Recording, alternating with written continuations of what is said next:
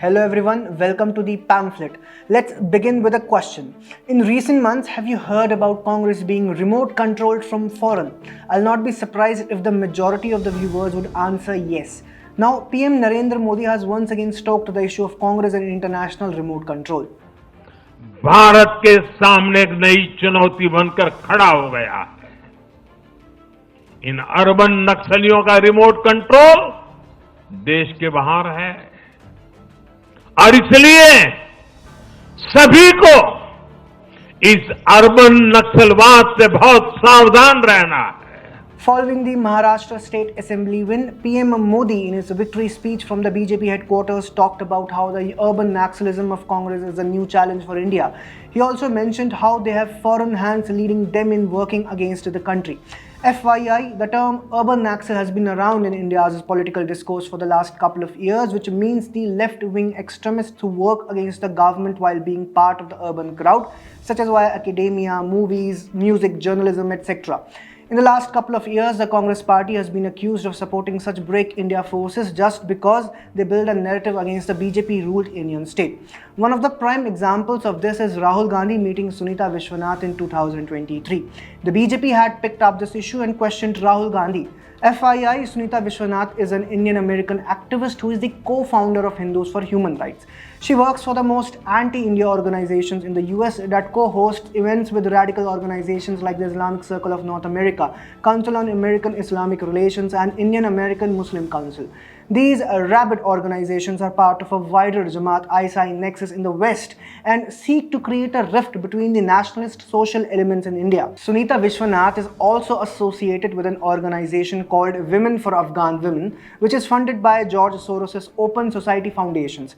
Just like urban naxals, another name that has dominated the political discourse has been none other than George Soros.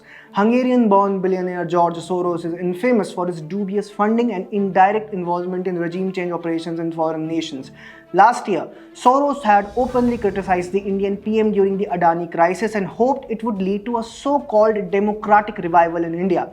And this is exactly what Rahul Gandhi has been claiming in his foreign tours, a democratic crisis in India. For instance, whenever he goes during his foreign trips, he generally engages or is supported by individuals who have anti-India links.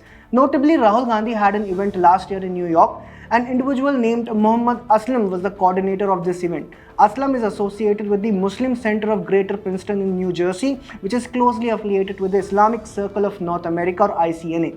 ICNA is not only one of the largest Islamic organizations in America, but it is also the western face of Jamaat-e-Islami, which has ties to groups such as Hizbul Mujahideen and Lashkar-e-Taiba. Not only the US, Rahul had toured Europe extensively last year. On 7 September 2023, he participated in a public discussion which was touted as a meeting with civil society groups. And guess who organized this meeting? Foundation, the London Story or FTLS. It has links with Jamaat and ISI.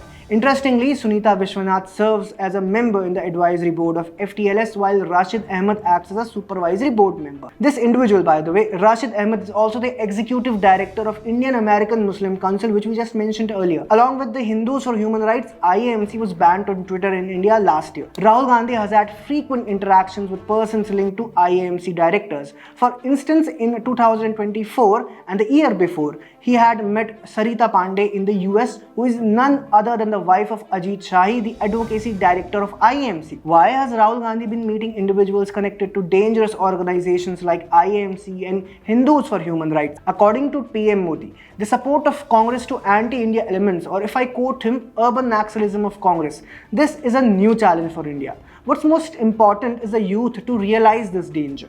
What are your opinions on this video? Do tell us in the comment section. If you like our content, kindly subscribe to our YouTube channel.